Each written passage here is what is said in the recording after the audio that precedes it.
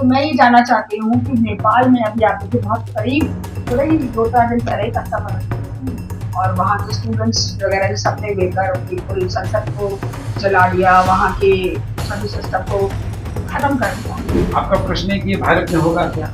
तो भारत ने इसका प्रयास पहले भी किया था, लेकिन नहीं हुआ, क्योंकि भारत के लोग इस तरीके से रिएक्ट नहीं करते। विपक्ष और सरकार क्योंकि वहाँ लगातार बदलती जा रही है, एवरेज एक साल में प्रधानमंत्री बदल रहा है, तो करप्शन बहुत ज्यादा है। तो फिर विपक्ष में भी करप्शन है और कार्रवाई ना हो, इसलिए पक्ष विपक्ष एक हो गए।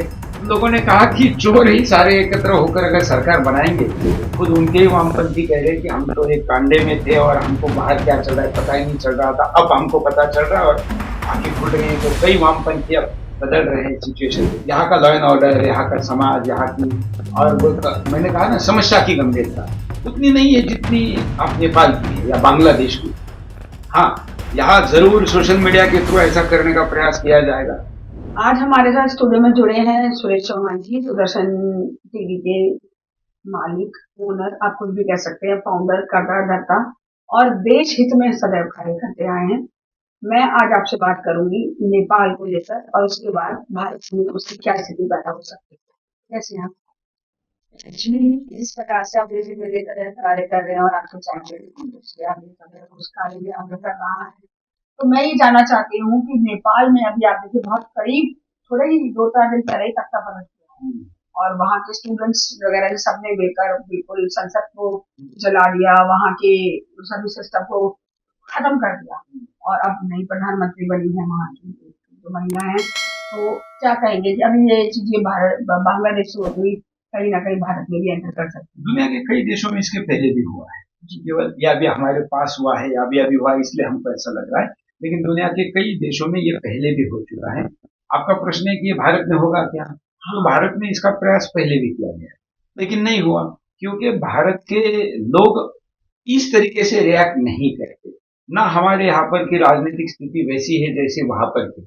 अब नेपाल में आप देखेंगे तो कम्युनिस्ट सरकार थी और जिस सरकार में विपक्ष और सरकार क्योंकि वहां लगातार बदलती जा रही है, एवरेज एक साल में प्रधानमंत्री बदल रहा है, तो करप्शन बहुत ज्यादा है। तो फिर विपक्ष में भी करप्शन है और कार्रवाई ना हो, इसलिए पक्ष विपक्ष एक हो गए। लोगों ने कहा कि चोर ही सारे एकत्र होकर अगर सरकार बनाएंगे तो इसके खिलाफ होना चाहिए। और दूसरा, आपको भले ये छात्रों का आंदोलन लगा, मैं उनके ऊपर कोई सवाल नहीं उठा रहा हूं, लेकिन क्योंकि मैं पत्रकार हूं तो मैं विश्लेषण करूंगा कि इसके पीछे अन्य शक्तियां भी होती है। अभी इसका पूरा विश्लेषण आना बाकी है। जिन्होंने ये आंदोलन चलाया खुद कह रहे कि हमारा आंदोलन हाईजैक हुआ है, तो इसलिए ये भारत में होने की संभावना है क्या? तो नहीं, कभी नहीं है। प्रयास होगा कि नहीं? हुआ है, पहले भी हुआ है। अन्ना आंदोलन के समय भी हुआ था कि अन्ना मर जाए और ऐसा कुछ हो, ये तो खुद किरण बेदी जी ने कहा था। तो इसलिए हिंदुस्तान में ऐसे प्रयास पहले भी हुए, आगे भी होंगे। क्यों नहीं होंगे? क्योंकि आज हिंदुस्तान विश्व की महासत्ता बनने की तरफ जा रहा है, तो ऐसे में ऐसे प्रयास तो शत्रु करेगा ही करेगा और घर के वेदी जिस देश में इतनी संख्या में हो वह ऐसी बनने की संभावना रहेगी। घर के वेदी का से तात्पर्य जो गद्दार है, नमक हराम है, जो अपने इस देश को अपना नहीं मानते, केवल अधिकार जताते, कर्तव्य नहीं पूरा करते, ऐसे लोग गद्दारी। भारत के अंदर हम दिल्ली शहर में बैठे हैं, यहाँ पर जेएनयू है एक हमारी यूनिवर्सिटी, यहाँ पर लगातार ऐसे ही मुद्दों को लेकर बातचीत होती रहती है, झगड़े होते रहते हैं, आंदोलन उठते रहते हैं। यहाँ की वहाँ की चिंगारी यहाँ पर भी भड़कने को है। मैंने नहीं, देखिए वो एक अड्डा है वामपंथियों का, अभी काफी हद तक वहाँ उसका चरित्र बदलने की दिशा में लोगों ने काम चालू किया है। खुद उनके ही वामपंथी कह रहे कि हम तो एक कांडे में थे और हमको बाहर क्या चल रहा है पता ही नहीं चल रहा था, अब हमको पता चल रहा है और आंखें खुल रही हैं। तो कई वामपंथी अब बदल रहे हैं सिचुएशन में, लेकिन ऐसे हिंदुस्तान में कई और भी अड्डे हैं जो विदेशी षड्यंत्रकारियों के हॉटस्पॉट्स है, वो वेल कनेक्टेड है और वहां से इस देश का एजेंडा तय करने का प्रयास किया जाता है। ऐसे और कई है, जेएनयू जैसे हैं, और बंगाल में भी ऐसी यूनिवर्सिटी है, केरला में भी है, हरियाणा में भी है, और भी कई जगह पर ऐसी यूनिवर्सिटी। और आजकल प्राइवेट यूनिवर्सिटी जो आ रही है वो उनमें ज्यादातर वामपंथ वाला ज्यादा ही चलाया जा रहा है। तो ये विद्रोह करने का प्रयास तो कराया जाएगा, लेकिन किस लिए कराया जाएगा?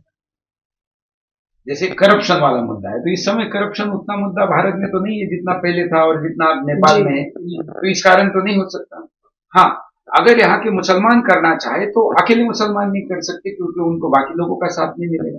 इसलिए दलितों और आदिवासियों को भड़काने का प्रयास किया जा रहा है, हिंदुओं से तोड़ने का प्रयास किया जा रहा है कि किसी एक सेक्शन को साथ लेंगे तो फिर करने की संभावना बनेगी, फिर वो किसान के नाम पर हो या किसी और नाम पर हो। और ऐसा प्रयास पहले भी हुआ है, तो ये चल रहा है और इसलिए हमको सजग रहना जरूरी है। और इसलिए तो कहते हैं कि बटेंगे तो कटेंगे। मोदी जी के लिए कहा जा रहा है ऐसा कि अभी जो उनका सत्ता परिवर्तन हो सकता है, जबकि वो उन्होंने भारतवर्ष को बहुत आगे तक पहुंचाया है विश्व स्तर पर। जो उन्होंने काम किए हैं विदेशों के में, जो जो जो देश हमें पहले श्री कहते थे कि ये भारत से आए हैं, तो थोड़ा सा हीन दृष्टि से देखते थे, आज वहीं पर हम लोगों को एक अच्छे भाव की दृष्टि से देखा जाता है। फिर भी जो हमारे अंदर के, जो हमारे अपने ही देश में ऐसे लोग हैं, और खासतौर से अब तो उनकी अपनी पार्टी के भी लोग हैं जो कहते हैं अब उम्र हो गई, चलो निकलो जाने दो।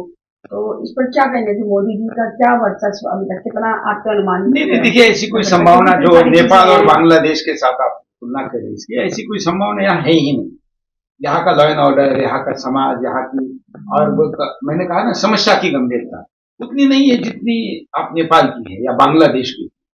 हाँ, यहाँ जरूर सोशल मीडिया के थ्रू ऐसा करने का प्रयास किया जाएगा, लेकिन यहाँ तुलना में सजग नागरिकों की संख्या भी उतनी ज्यादा है, इसलिए ऐसी यहाँ होने की कोई संभावना नहीं। एक आखिरी सवाल है आपसे। केरल के अंदर वहाँ के जो कट्टरपंथी लोग हैं, उन्होंने अपनी सेना बनाई, वहाँ 13 जिलों को उन्होंने अलग देश घोषित कर दिया था और उन्होंने अपना झंडा भी बना लिया और उन्होंने अपना, मतलब हम अपने देश में खुद ही दूसरे की मतलब मुस्लिम के, ये तो 2013 का मामला है। 11 से 13 भी ऐसा हुआ है कि जो सेना है वो बाहर निकल के आई और उन्होंने अपना एक गान भी बना लिया है।